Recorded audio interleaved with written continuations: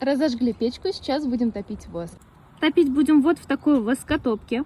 В мешке у нас старые соты, мешок в ведре с дырками, и здесь у нас вода.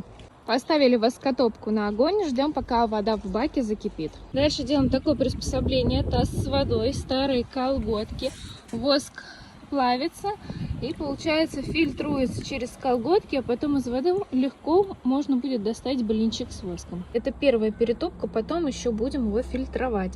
Такой он светленький, видите, водичка, это чтобы легче было вытащить.